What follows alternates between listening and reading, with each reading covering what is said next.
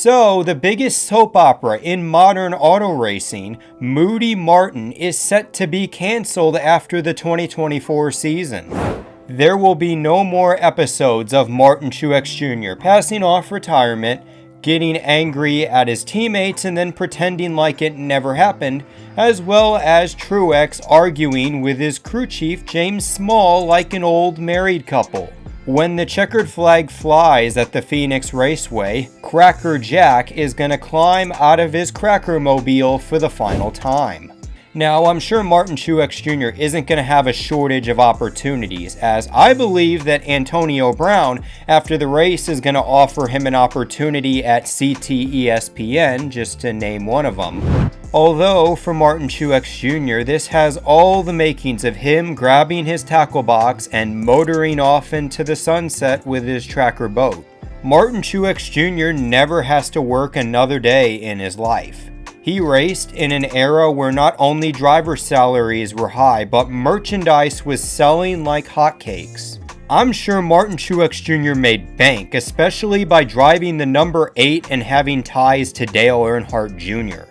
However, he's not just a driver that piggybacked off of the Earnhardt name. Martin Truex Jr. was a driver that was hit with adversity so many times in his career.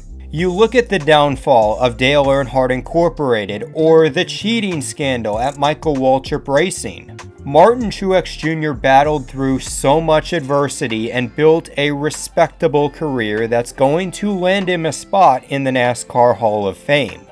With how much adversity Martin Truex Jr. has overcame in his NASCAR Cup Series career, it's perhaps a bit frustrating that he's gained a reputation of being Moody Martin.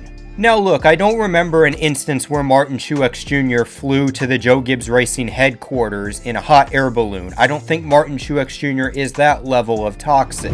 Plus, I think a lot of drivers would be frustrated working with James Small.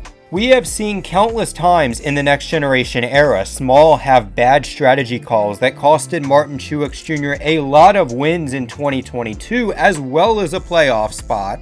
And you can even go back to the 2019 and 2021 seasons where Martin Truex Jr. finished a frustrating second in points. Martin Truex Jr. could have easily been a 2-time NASCAR Cup Series champion, and to add even more salt to the wound, Martin Truex Jr. could have won the Daytona 500 if he had a couple more inches in 2016. So I guess it's easy to understand the perspective of Martin Truex Jr. He's an A-caliber driver in an A-caliber team that just is not executing. However, I agree with the assessment of Kevin Harvick. You need to have a driver that's 100% committed. This is the NASCAR Cup Series, the premier form of motorsports in America. For Martin Truex Jr. to be either in or either out really caused a lot of confusion with particularly that number 19 program. At the end of the day, it's easy to see why Martin Truex Jr. is retiring. He is just not 100% committed to the NASCAR Cup Series, and so he is going to ride off into the sunset. Unless, of course, you want to dive into conspiracies. Martin Truex Jr. is 100% committed, but Joe Gibbs is giving him the shaft like he did Carl Edwards because the Geschichters and Kroger are coming in, which means that Martin Truex Jr., bye-bye. So in the end, I think it's good that Martin Truex Jr. is now committed to retirement in 2024.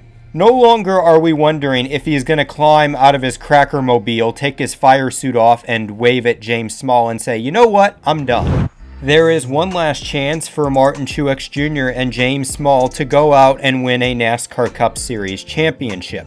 Maybe this has all the makings of being a redemption arc, similar to Jimmy Johnson and Chad Knaus. Remember, these two would argue so many times, but what made them so effective is that they would put aside their differences and focus on the big picture. This team at Joe Gibbs Racing has the driver, has the crew chief, and has the speed to go out and win the NASCAR championship. Now, without all the dark clouds and a Moody Martin certain of his future, just maybe this number 19 team can win that second championship that they've come short of so many times. If you guys enjoyed this video, be sure to stay tuned to Fuel Cell Full, as well as tune in tomorrow for the 2024 Gateway Invitational Stop Motion Race on NRF Productions. Other than that, this is Nathan for Digital Gas House. Life's a beach, and then you drive.